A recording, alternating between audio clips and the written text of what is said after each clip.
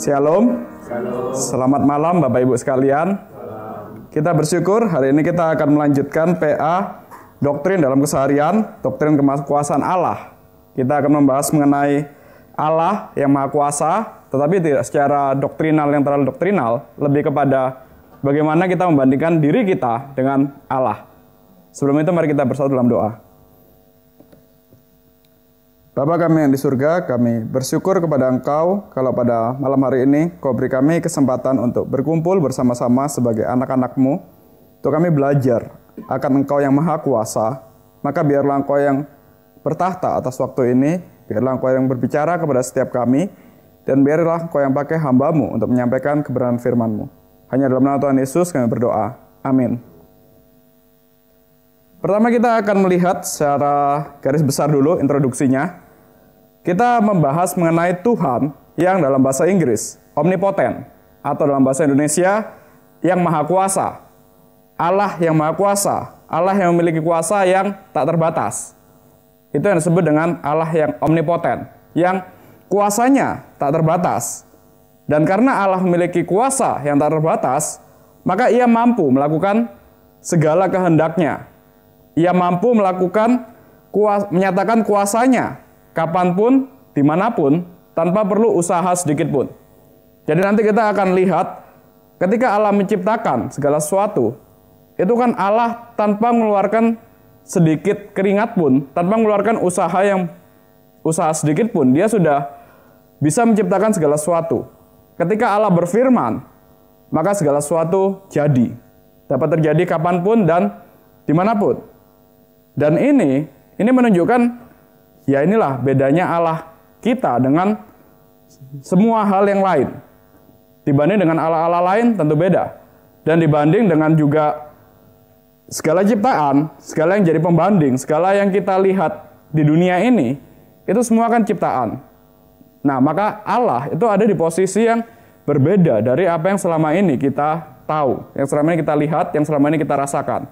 Maka kita menyebutnya sebagai Dia unik, Dia hanya ada satu-satunya, ya cuman Allah aja yang bisa melakukan itu. Dia ada di posisi yang jauh berbeda dengan manusia. Maka Allah tidak dapat dibandingkan dengan apapun di bumi maupun di surga. Kemudian kita juga akan melihat bagaimana kuasa Allah tidak memiliki batas. Dan tidak ada yang tidak mampu untuk Allah lakukan berdasarkan kehendaknya yang kudus. Dan tidak ada yang dapat menghentikan kuasa Allah. Ini secara garis besar yang nanti kita akan lihat. Maka sebagai untuk memudahkan kita akan lihat dulu perbandingan antara bagaimana kita mendefinisikan kuasa, Maha Kuasa dengan Allah. Kalau kita lihat contoh-contoh di dunia, akhir-akhir ini ada dua contoh yang menunjukkan orang-orang yang mau menunjukkan kuasa, tetapi ternyata salah. Dan yang menarik, dua-duanya ini karena membela anaknya. Yang pertama, kita membayangkan seorang manusia yang punya kuasa yang begitu besar. Itu kan kurang lebih, langsung kita bayangkan dia punya posisi yang begitu penting. Anggap saja presiden. Kita bilang presiden itu punya kuasa yang begitu besar. Kemudian dia mau membela anaknya. Dia mau berusaha supaya anaknya entah dapat posisi tertentu di pemerintahan. Tapi ternyata dalam kuasanya yang begitu besar, presiden yang dikatakan orang paling berkuasa di negara itu, ternyata ketika dia mau bela anaknya, mau sekedar carikan kerjaan buat anaknya, ada batasnya juga. Nah, jadi dari sini kita lihat, ada konsep kuasa yang kita tahu yang paling berkuasa, tapi ternyata tetap itu terbatas. Tetap ada posisi di mana dia tidak bisa semena-mena merubah undang-undang, tidak bisa semena-mena bikin aturan sendiri, tetap ada batasnya. Nah, ini konsep kuasa manusia. Kita melihat manusia berkuasa paling puncak yaitu presiden. Kemudian yang kedua juga kasus yang akhir-akhir ini lagi viral di Indonesia. Seorang bapak, orang tua yang membela anaknya gara-gara anak SMA berdua lagi berantem, lagi saling hina. Satu bilang rambutnya kayak pudel, kemudian yang bilang rambutnya kayak pudel. Datang dengan dia mau unjuk kuasa, bawa kenalannya, bawa orang-orang yang dianggap Ya kalau kita rakyat sipil, rakyat biasa, ketemu orang-orang yang jadi backingnya, kita akan takut. Orang-orang yang jabatannya mungkin ketua asosiasi olahraga tertentu, orang-orang yang ahli hukum. Kemudian dia datang dan dia teriak-teriak, menunjukkan kalau dia berkuasa, menunjukkan kalau dia punya power yang lebih besar daripada ya mungkin orang tua anak yang menghina itu. Tapi ternyata endingnya ceritanya jadi viral dan akhirnya justru orang yang katanya punya kuasa punya kuasa yang besar ini, yang dia bisa masuk ke kantor polisi, kemudian duduk di kursinya pejabat, di kursinya polisi, kemudian dia bisa nyetir, di belakangnya ada militer dan segala macam. Tapi ternyata orang yang katanya punya kuasa yang besar sekali ini, endingnya masuk penjara juga. Jadi ternyata kuasa yang dia tahu, konsep kuasa yang dia tahu, tetap ada batasnya. Nah ini kalau kita lihat kuasa dalam artian kuasa punya backingan, kuasa dalam artian pemimpin politik. Juga kalau contoh yang lain, akhir-akhir ini juga kalau kita memikirkan orang yang punya power yang begitu besar dalam dunia olahraga, siapa yang kita pikir? Kalau kita ambil contoh tinju, siapa petinju yang punya power paling besar, yang paling berkuasa di dunia tinju? Mike Tyson. Kita tahu itu, bapak-bapak pasti tahu lah. Tahun 90-an, yang suka nonton tinju, pasti tahu siapa tuh Mike Tyson. Dia kalau bertinju kurang dari 3 ronde aja, kadang cuma 1 ronde, musuhnya kena pukul, kena jab, ya udah langsung keok. Orang yang katanya paling berkuasa, paling punya power paling besar di dunia tinju. Kita langsung bayangkan, oh ini konsep power. Bisa mukul KO lawannya dengan cepat, dengan 1 ronde. Tetapi ternyata baru kemarin Mike Tyson itu kalah oleh anak muda yang bukan atlet tinju, YouTuber. Karena usianya sudah tua. Ternyata orang yang punya power yang besar pun, yang kita tahu konsep power, konsep kuasa, itu ternyata juga ada batasannya, yaitu usia. Dan di sini juga dari penulis yang saya ambil bahannya, dia memberikan contoh, misalnya di tahun 2016, itu juga ada atlet yang lain yang punya power yang begitu besar, sampai dia bisa angkat barbel, deadlift, itu 500 kilo. Kemudian tahun 2020 rekor itu pecah, jadi 501 kilo. Membayangkan ini orang, ini manusia biasa, punya power yang begitu besar. Bisa ngangkat 501 kilo. Kalau kita membayangkan kita ngangkat 501 kilo, kayaknya nggak mungkin ya. Mungkin tangan kita bisa putus, mungkin kaki kita nggak kuat. Tapi ini ada orang yang bisa melakukan itu. Nah kemudian kita membayangkan, oke, power itu seperti ini. Entah seperti Mike Tyson tadi, entah seperti atlet angkat berat itu, Hafthor Johnson ataupun Eddie Hall yang bikin rekor itu. Atau juga, ya contoh-contoh tadi, bapak-bapak yang merasa punya kuasa. Kita bisa membayangkan kuasa, membayangkan power paling maksimal cuma dalam batas itu. Nah, jadi kalau kita membayangkan Tuhan itu maha kuasa, powernya tak terbatas, mungkin kita juga membayangkan Tuhan yang seperti itu. Tapi sebenarnya, balik lagi, dari contoh-contoh yang tadi, seorang yang paling punya power besar sekalipun, itu ternyata terbatas. Misalnya yang tadi, yang angkat berat 500 kilo, ya dia cuma bisa ngangkat 1 kali dalam hitungan detik aja. Kemudian kalau kita tantang di olahraga yang lain, saya pun juga kalau ketemu dia, saya tantang lari, mungkin saya bisa, saya menang. Lari sprint, atau lari jarak jauh lah, lomba stamina gitu, mungkin saya menang. Atau saya bawa ke kolam renang, mungkin bisa menang juga. Jadi ternyata apa yang disebut sebagai orang yang punya power yang besar, manusia yang paling powerful di dunia, itu tetap ada batasannya. Nah ini yang kita nanti akan lihat, berbeda dengan apa yang Allah lakukan. Dan kalau kita lihat lagi contoh atlet, untuk dia bisa punya power yang sedemikian besar, itu kan butuh fokus dalam latihan, fokus dalam nutrisi, makan, fokus dalam termasuk tidurnya juga harus diatur semuanya.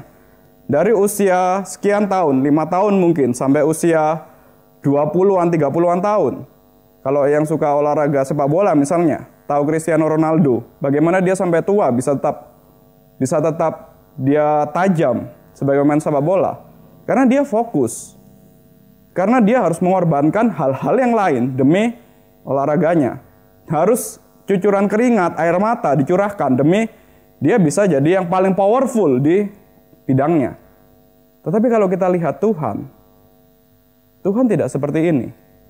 Tuhan tidak perlu mencucurkan keringat, Tuhan tidak perlu menunjukkan kuasa, tidak perlu menunjukkan kelelahan sedikit pun untuk menunjukkan kuasanya. Nanti yang kita akan lihat satu persatu. Jadi kalau kita memikirkan Allah yang Maha Kuasa, kita perlu menyadari bahwa kita nggak punya contoh, kita nggak punya pembanding untuk melihat Allah yang Maha Kuasa tadi. Kita mau ambil contoh alam misalnya, dengan bencana alamnya, baik itu ombak, baik itu gunung meletus dan segala macam, kita anggap itu yang paling powerful. Tapi ternyata enggak juga. Kalau kita ambil contoh gunung berapi meletus yang paling mengerikan di zaman modern misalnya, yang ada di dekat sini. Tiba-tiba blank, gunung apa itu? Kalau Toba itu kan gunung yang memang ya dia letusannya juga mengubah Krakatau. Nah, Gunung Krakatau itu dikatakan memang penuh dengan powerful ketika meledak. Tapi itu pun juga ya cuma dalam waktu itu aja. Apa yang terjadi dampaknya itu tidak sampai hari ini. Ketika dia baru meletus, ya memang mungkin sampai 10 tahun kemudian ada perubahan di daerah situ. Tapi setelah zamannya kita sekarang, hari ini, kan kita lihat Krakatau, laut sekitarnya, Pulau Jawa ini, nggak ada masalah kan. Tetap ya ada batasnya juga. Kemudian juga kalau lihat segala sesuatu yang di alam ini, yang kelihatannya powerful, ternyata juga ada batasnya. Nah, maka di sini kita lihat, ini yang dimaksud dengan Allah itu unik dalam kemahakuasaannya. Tidak ada pembandingnya sama sekali. Manusia yang paling berkuasa, manusia yang paling powerful, tidak bisa jadi pembanding.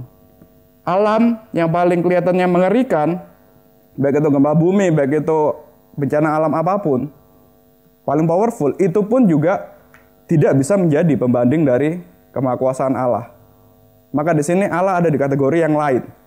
Ada di kategori yang manusia tidak bisa bayangkan kemahakuasaannya. Karena memang kita tidak pernah melihat, tidak pernah merasakan kemahakuasaan yang seperti itu. Bagaimana kita bisa melihat, bagaimana kita bisa merasakan? Ya kita tentu dari melihat Alkitab, dari melihat firman Tuhan sendiri. Nah, hari ini kita akan melihat secara lebih pelan-pelan dari kemahakuasaan Tuhan. Itu ada 2 karya besar yang Tuhan nyatakan. Yang biasanya kita anggap ini sebagai, ya mungkin kita sudah sering belajar, mungkin kita sudah sering membahas ini. Kita lihat 2 hal dari karya Allah yang menyatakan kuasanya. Yang pertama, tentu kuasa Allah yang unik ini, itu nampak dari Dia ketika menciptakan alam semesta. Karya penciptaan itu menunjukkan keunikan, kemahakuasaan Allah. Dan yang kedua, Allah yang mampu membangkitkan yang mati menjadi hidup. Itu puncak dari Allah yang menyatakan kemahakuasaannya. Jadi dari 2 ini kita nanti akan membahas secara lebih mendalam. Yang pertama, mari kita buka Kejadian pasal 1.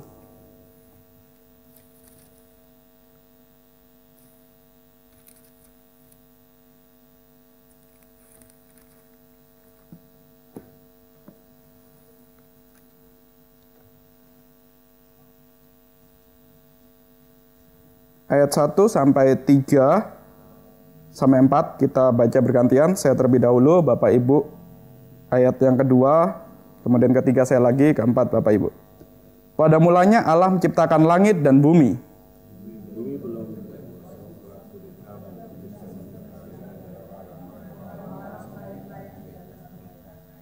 Berfirmanlah Allah, jadilah terang, maka terang pun jadi.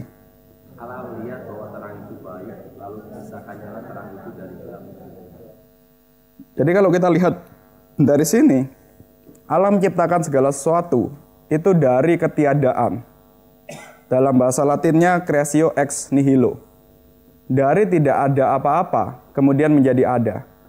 Tetapi yang menarik, kalau kita perhatikan ketika Allah menciptakan segala sesuatu dari tidak ada menjadi ada, itu Allah cukup mengucapkan firman.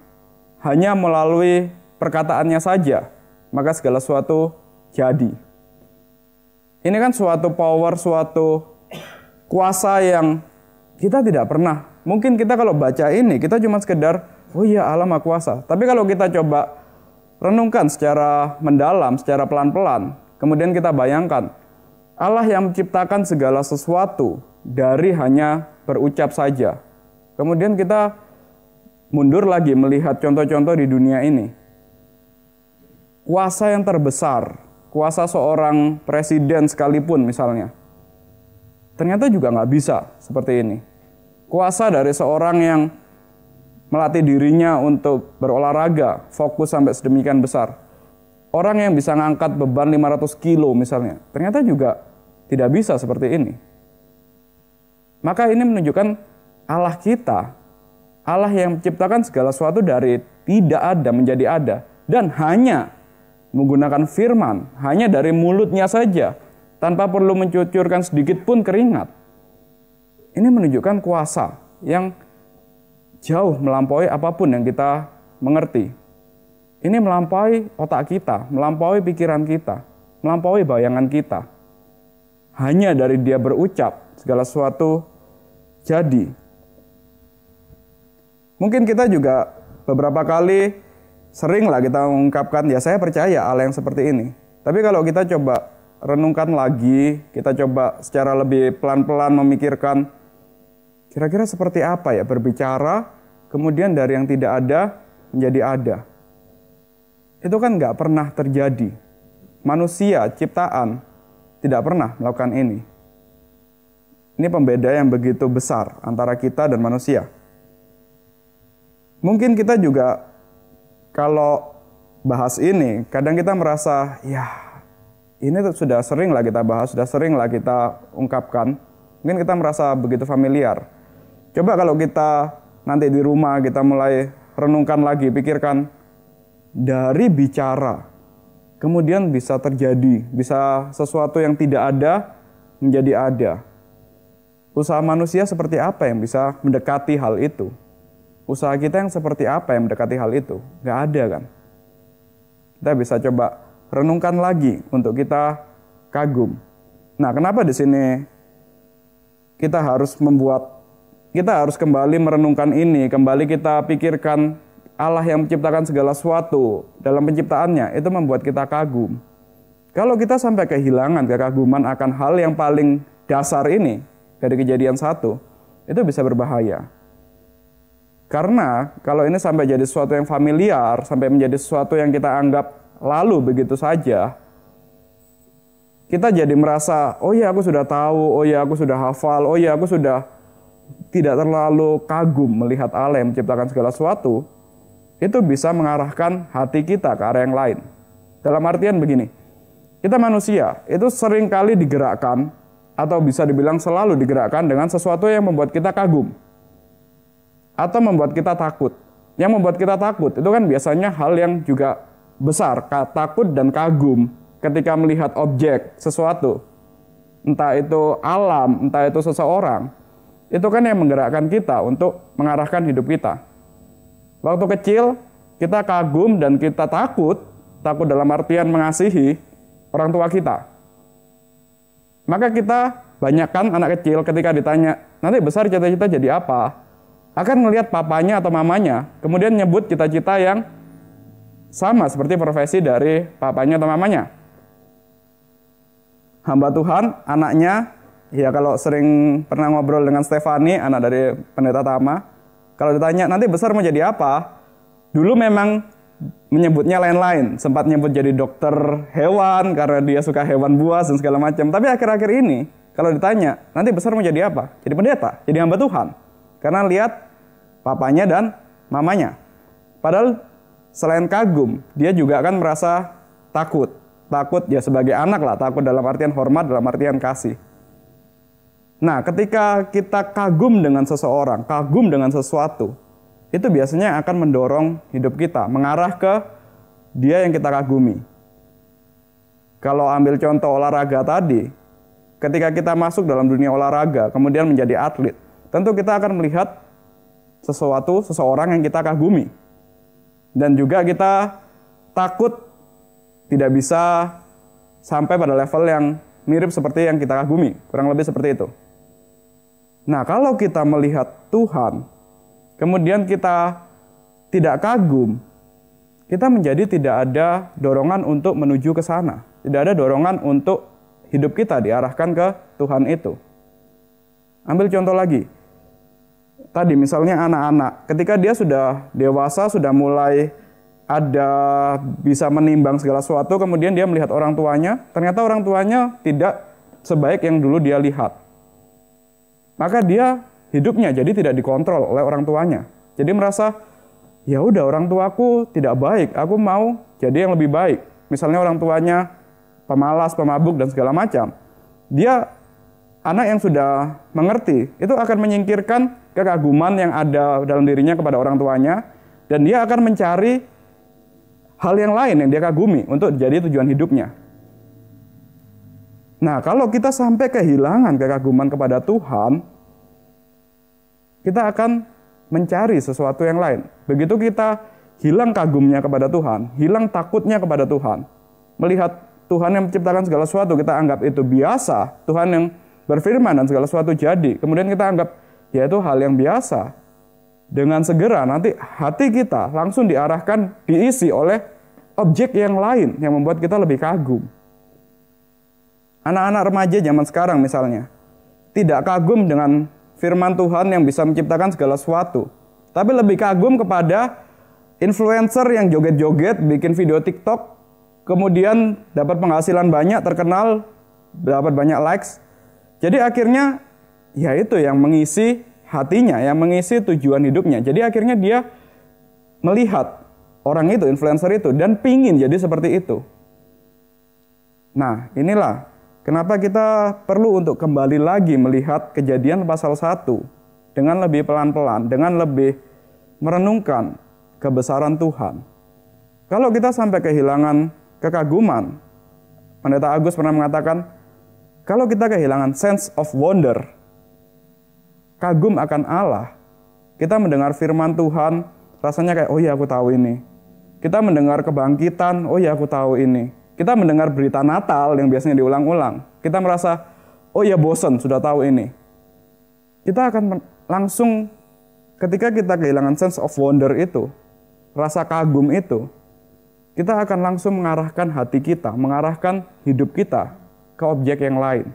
Kita akan mencari sesuatu yang lebih mengagumkan lagi daripada kita, daripada Tuhan itu yang kita anggap biasa. Nah, maka dari itu, hari ini cuman nggak terlalu banyak kita membahas mengenai teologinya, mengenai doktrinnya Allah itu yang Maha Kuasa, maka ini. Tapi kita kembali melihat kepada dasar.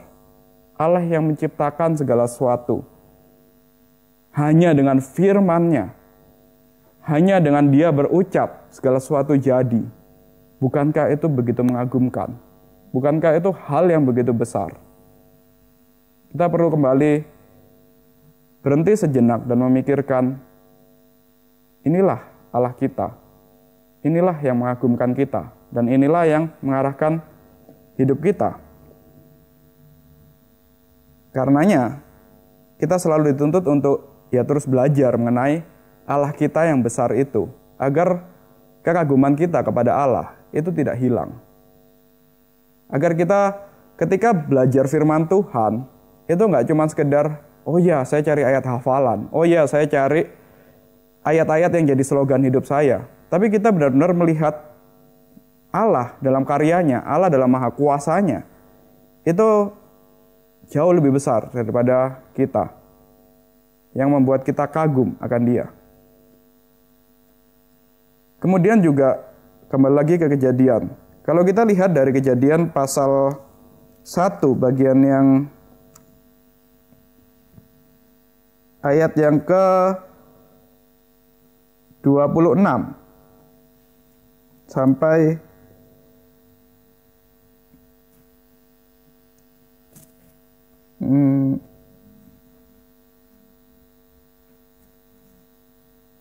27, 26 sampai 27. Kemudian dari pasal 2 kita lihat bagian yang Allah mengembuskan nafas kepada manusia. Saya baca ayat 26, Bapak Ibu ayat 27 dari Kejadian pasal 1. Berfirmanlah Allah, baiklah kita menjadikan manusia menurut gambar dan rupa kita, supaya mereka berkuasa atas ikan-ikan di laut dan burung-burung di udara, atas ternak dan seluruh bumi, serta atas segala binatang yang melata di bumi. Maka Allah menciptakan manusia itu menurut gambarnya. Tidak perempuan ciptakannya mereka. Allah memberkati mereka dan berfirman kepada mereka, beranak cuculah dan bertambah banyaklah. Penuhilah dan taklukkanlah bumi, berkuasalah atas ikan-ikan di laut, burung-burung di udara, dan atas segala binatang melata di bumi. Kemudian pasal 2 ayat 7. Kemudian Tuhan Allah membentuk manusia dari debu tanah dan mengembuskan nafas hidup ke dalam hidungnya. Demikianlah manusia itu menjadi makhluk hidup. Kembali lagi, kalau kita melihat, tadi Allah menciptakan segala sesuatu dari firman. Dari dia berucap segala sesuatu jadi. Kemudian kita bayangkan lagi, kita pikirkan. Allah yang mengambil debu. Yang sama seperti kalau kita keluar dan kita menyerok tanah, menyerok debu. Kemudian Allah membentuk itu menjadi manusia, menjadi tubuh seperti kita. Dan kemudian langsung jadi manusia dewasa. Dan kemudian Allah memberikan nafas, menghembuskan nafas. Dan tiba-tiba debu tadi, yang hanya debu aja, tiba-tiba bernafas, tiba-tiba hidup, tiba-tiba bangun. Bukankah itu suatu hal yang luar biasa? Hari ini, manusia mana yang bisa melakukan, mengulangi kejadian seperti ini? Nggak ada kan? Manusia berusaha untuk membuat robot dari pakai berbagai teknologi, pakai berbagai material untuk jadi robot.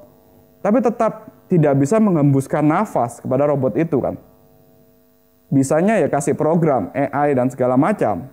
Tapi tetap ya namanya robot, dia tidak bisa benar-benar hidup seperti kita. Tidak punya jiwa, tidak punya nyawa seperti kita. Sedangkan ini kita lihat dari debu, dari tanah. Kemudian Allah menghembuskan nafas.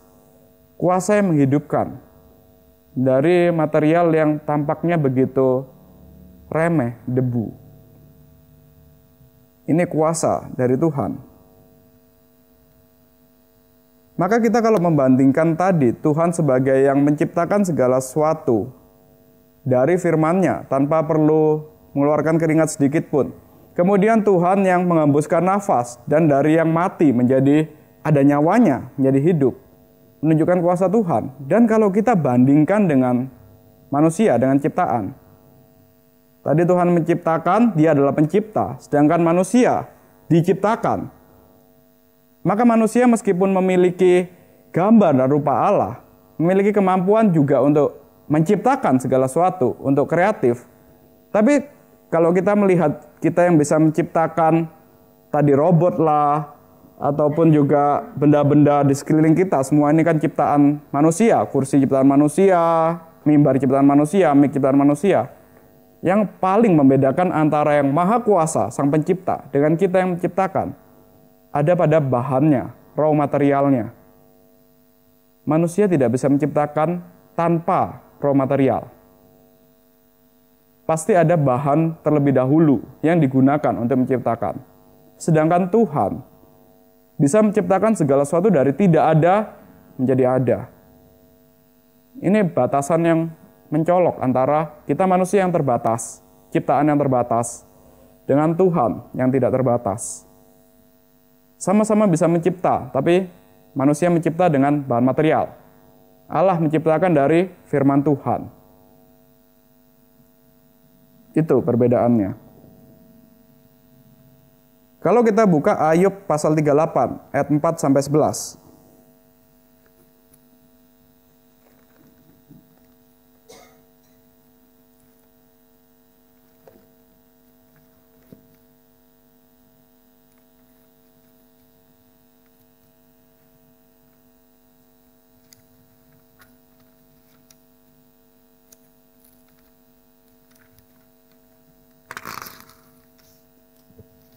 Ayub 38 ayat 4 sampai 11 kita baca bergantian.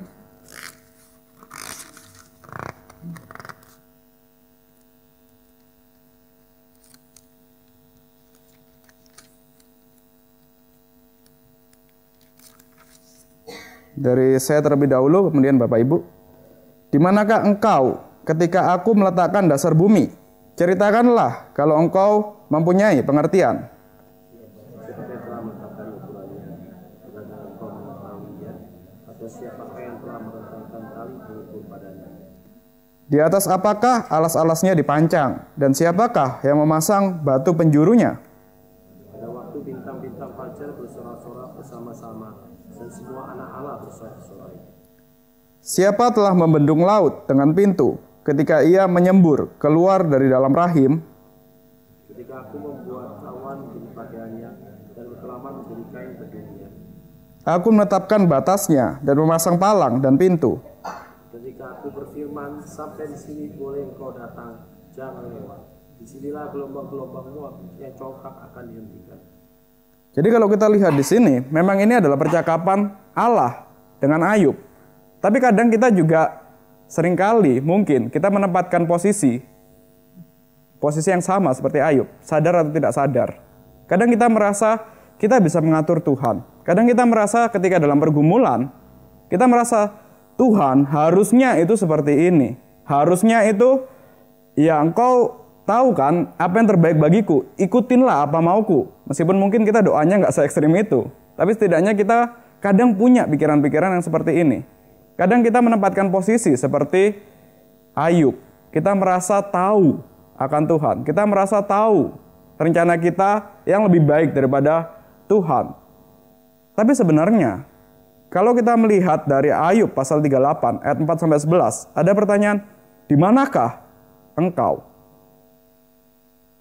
ketika Tuhan menciptakan segala sesuatu? Ketika Tuhan meletakkan dasar-dasar bumi, di manakah engkau? Kita langsung sadar, ternyata, oh iya, saya ini kecil sekali. Saya ini bukan siapa-siapa di hadapan Tuhan. Siapa saya mau mengatakan rencana saya, planning saya, pikiran saya, solusi saya lebih baik daripada apa yang Tuhan rancangkan. Kadang kita merasa dalam pergumulan, harusnya ya inilah yang mauku yang terjadi. Padahal Tuhan punya rencana yang jauh lebih besar. Kemudian kita berontak, kemudian kita merasa ini nggak adil Tuhan. Ini bukan yang terbaik Tuhan. Emangnya kita tahu apa di hadapan Maha Kuasanya Tuhan? Kita terbatas. Ketika Tuhan ciptakan segala sesuatu, kita ada di mana? Untuk itu aja kita nggak tahu. Maka kenapa kita menganggap diri kita lebih tinggi daripada Tuhan? Kemudian kita juga merasa, oh aku tahulah Tuhan itu, aku tahulah doktrin ini, doktrin itu, aku tahulah teologi ini, teologi itu. Seberapa kita tahu sebenarnya? Ketika Tuhan menciptakan segala sesuatu dengan firman-Nya tadi, apakah kita jadi saksinya? Apakah kita ada di sana untuk melihat itu? Enggak. Maka dari itu, ya kita dituntut untuk terus belajar, untuk terus melihat, untuk terus kagum kepada Tuhan itu. Kita tidak tahu, tapi Tuhan menyatakan dirinya kepada kita. Tuhan memberikan sedikit demi sedikit wahyunya kepada kita. Sehingga dia yang besar itu, dia yang sebenarnya otak kita tidak bisa menampungnya. Tetapi dia menyatakan sedikit demi sedikit, sampai kita mulai paham sedikit, mulai mengerti sedikit. Nggak ada satu titik pun kita bisa sombong kalau kita bisa tahu Tuhan. Kalau kita bisa datang kepada Tuhan, itu juga kalau kita bisa berdoa, kemudian memohon, dan Tuhan jawab, Tuhan berikan jawaban yang sesuai dengan kehendak kita, yang sesuai dengan apa yang kita doakan, itu juga dalam kedaulatan Tuhan yang besar. Kita nggak bisa sombong, kita nggak bisa merasa, ya saya dekat dengan Tuhan. Padahal Tuhan yang begitu besar, kalau dia mau menjawab kita, ya itu hanya karena kasih-Nya. Siapa kita bisa mengenal Tuhan? Siapa kita bisa tahu Tuhan?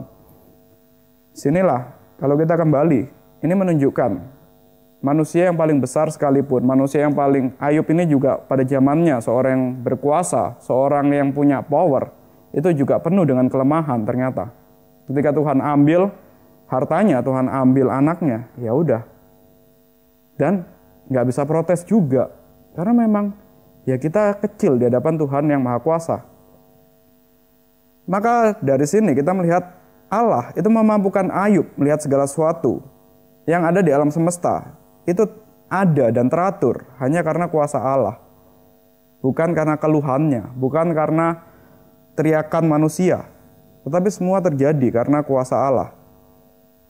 Dan kalau kita lihat di ayat 34 sampai 41 dari ayat 38. Kita baca bergantian lagi. Saya terlebih dahulu, kemudian Bapak Ibu. 34 sampai ayat 38 pasal 3, ayat 34 sampai 38. Dapatkah engkau melepaskan kilat sehingga sambung menyambung sambil berkata kepadamu, kami siap? Ayat 36 dari ayat 38. Siapa yang menaruh hikmat dalam awan-awan, atau siapa memberikan pengertian kepada gumpalan mendung? Siapa dapat menghitung awan dengan hikmat, dan siapa dapat mencurahkan tempayan-tempayan langit? Jika debu menjadi logam tuangan dan gumpalan tanah melekat-lekatan. Kemudian di ayat selanjutnya, dapatkah engkau? Dan selanjutnya lagi, dapatkah engkau, dapatkah engkau? Ini Allah menunjukkan suatu pertanyaan retorika. Ketika kita dalam pergumulan, kemudian kita protes, engkau kok seakan-akan lebih kecil daripada pergumulanku Tuhan. Kadang kita ada nuansa seperti itu. Ayub ditanya oleh Allah, dapatkah engkau menciptakan ini? Dapatkah engkau melepas kilat? Menunjukkan kalau ya ternyata jawabannya kan pasti nggak bisa kan. Pertanyaan retorika. Ketika kita dalam, kembali lagi, pergumulan apapun, kemudian kita datang kepada Tuhan dan kita ragu Tuhan bisa menjawab kita. Kita harusnya merenungkan pertanyaan ini. Dapatkah sekedar kita menciptakan kilat? Enggak kan? Ini menunjukkan ada perbedaan yang begitu besar antara manusia dan Tuhan. Dan dalam konteks pergumulan Ayub, kita juga bisa belajar, bisa melihat seberapa besar pergumulan kita. Kehilangan semua anak seperti Ayub misalnya, kehilangan harta, kehilangan istri, penyakit, dirinya juga penuh dengan penyakit.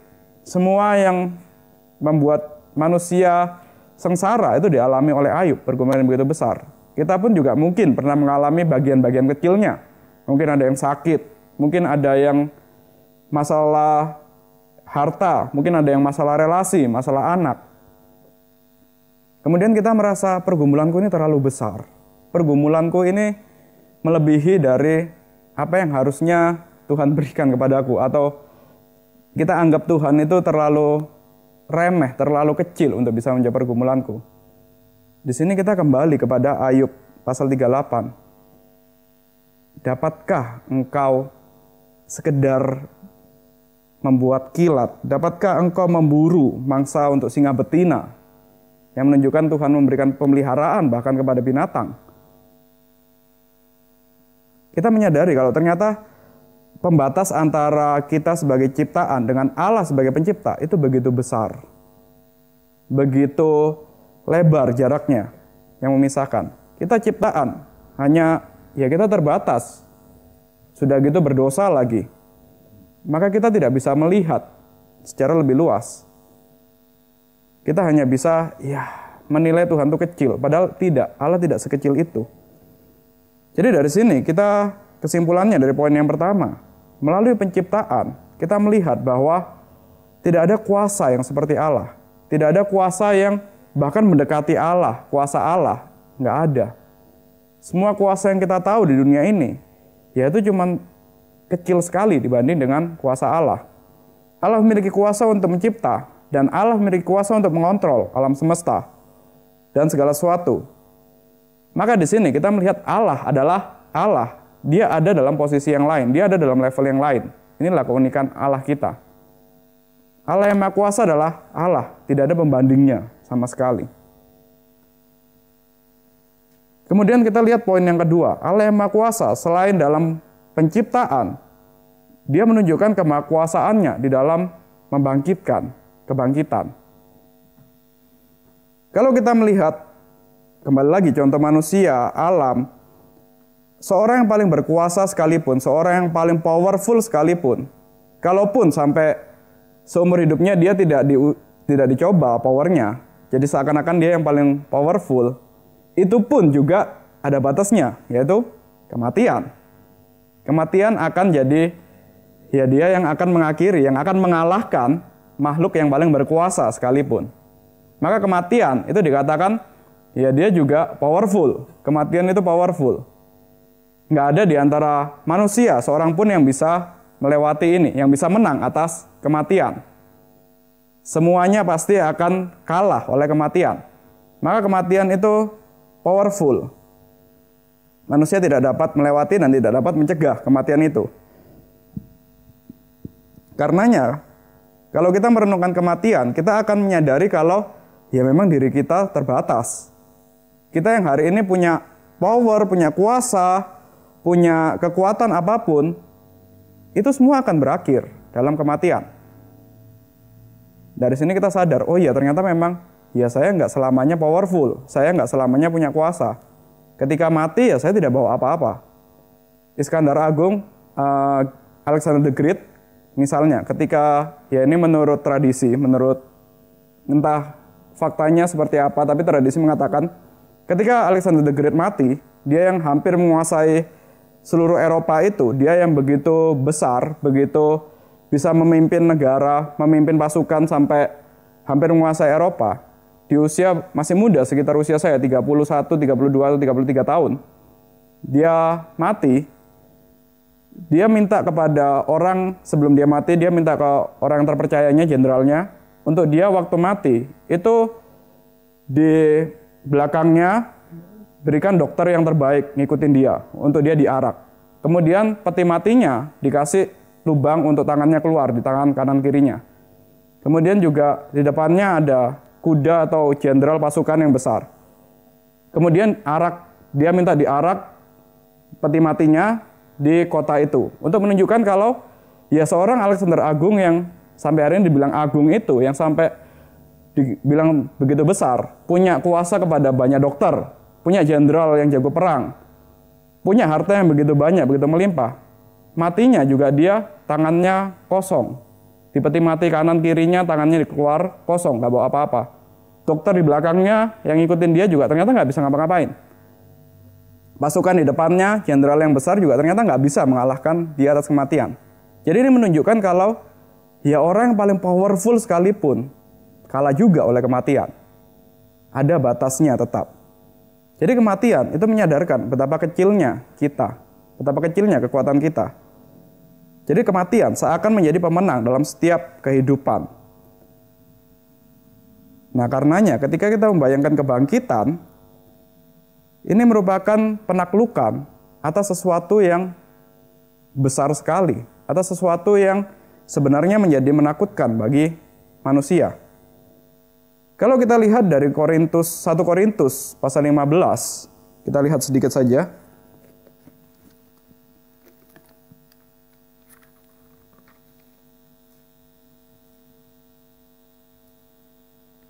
Kalau kita lihat secara sepintas 1 Korintus pasal 15, dari judulnya saja, LAITB 2 memberikan judul Kebangkitan Kristus.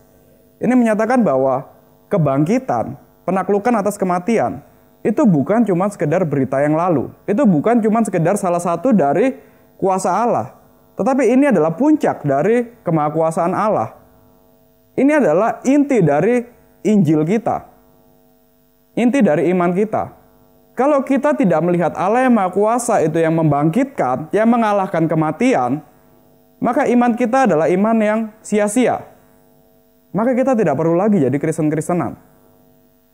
Allah yang Maha Kuasa, Dia yang membangkitkan Yesus Kristus. Kemudian Yesus Kristus yang bangkit, naik ke surga, Dia yang menjadi dasar dari iman kita. Kalau tidak ada kebangkitan, untuk apa kita percaya pada iman Kristen? Dan untuk apa kita mengharapkan di akhir zaman nanti kita ada kebangkitan? Untuk apa kita hari ini beriman kepada Tuhan yang tidak mampu untuk membangkitkan? Maka kebangkitan itu adalah pertunjukan kuasa dari Tuhan, puncak dari kemahakuasaan Tuhan yang membangkitkan yang mati menjadi hidup. Dan kalau kita lihat bagaimana Kristus dibangkitkan, kita bayangkan dia yang sudah mati di atas kayu salib, jantungnya sudah berhenti, aliran darahnya sudah berhenti, kemudian dia diletakkan di kubur 3 hari. Waktu 3 hari itu kan sudah cukup untuk memverifikasi bahwa memang ya Kristus benar-benar mati. Kalaupun dia tidak mati, cuman mati suri, taruh di kubur selama 3 hari di satu gua dengan ditutup batu, oksigen yang ada terbatas, nggak makan, nggak minum, orang sekarat, tidak diberikan makanan minuman, ya mati juga kan dalam 3 hari. Jadi itu sudah cukup untuk verifikasi. Ini benar-benar mati Kristus. Tapi kemudian pada hari yang ketiga dia bangkit. Di sini ada beberapa contoh yang menunjukkan betapa kalau kita lihat secara detail kebangkitan itu satu hal yang luar biasa. Kebangkitan itu berarti kita membayangkan Kristus yang sudah 3 hari dikubur, sudah berbaring selama 3 hari dalam kondisi kaku dingin. Tiba-tiba pada hari yang ketiga jaringan dalam otaknya tiba-tiba langsung menyala. Kemudian ada arus ya entah listrik entah ya kalau dokter di sini ada Pak Wiro yang tahu lah. Dari otak kemudian ada semacam arus itu yang mengalir ke sistem syaraf. Kemudian otot dalam jantung tiba-tiba memompa. Darah segar kembali berjalan dalam urat nadi. Otot-otot menjadi lentur dan lembut kembali. Jadi bisa kembali bergerak. Organ-organ tubuh kembali bekerja dan berirama satu dengan yang lain. Mata kembali terbuka dan fokus. Yesus tiba-tiba kembali bernafas, dapat mencium, merasa, dan mengecap. Dari yang sudah 3 hari mati. Kalau kita mungkin di sini yang ibu-ibu yang suka belanja, kan bisa tahu daging yang baru dipotong pagi, kemudian kita belanja siang atau sorenya, dengan daging yang dipotong 3 hari yang lalu. Sudah bau busuk kan biasanya. Kalau sudah 3 hari, sudah kaku, sudah dingin. Tiba-tiba terjadi hal yang luar biasa. Tiba-tiba keseimbangan tubuh Kristus kembali. Tiba-tiba dia kembali dapat berkomunikasi, kembali dapat berbahasa. Kemudian apa yang menjadi rencananya, planningnya, hasratnya, tiba-tiba kembali hidup. Dan kalau kita terus-menerus mempelajari ini, kita cari listnya, itu akan semakin banyak. Banyak hal yang, ya di sini ada Dr. Wiro juga mungkin bisa membayangkan paru-paru yang mati, tiba-tiba kembali hidup. Itu seperti apa? Itu sesuatu yang luar biasa sebenarnya.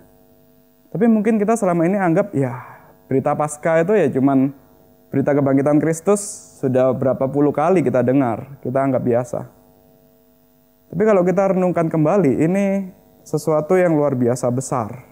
Kebangkitan itu menaklukkan kuasa yang mengerikan, kuasa yang membatasi manusia, dan juga membangkitkan dari yang mati, dari yang tidak ada harapan, dari yang tidak bisa bergerak menjadi bergerak.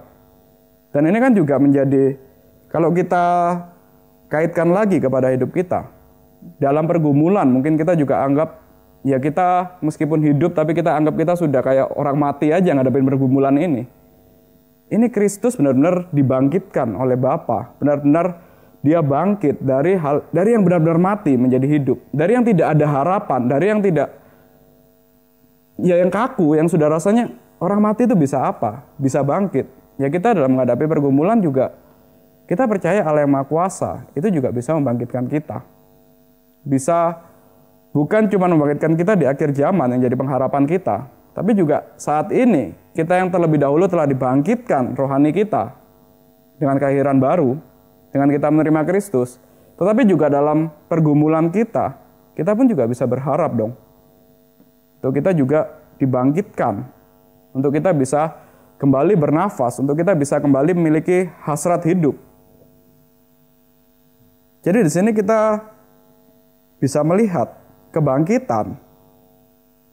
Ini berarti kita manusia yang sangat-sangat kecil, sangat-sangat lemah, itu begitu bergantung kepada Tuhan yang membangkitkan, kuasa yang membangkitkan. Maka kebangkitan ini disebut sebagai jari telunjuk Allah yang menunjuk pada kemahakuasaan Allah. Kuasa kebangkitan membedakan manusia dengan Allah. hanya Allah yang Maha Kuasa yang mampu memberi hidup kepada yang mati.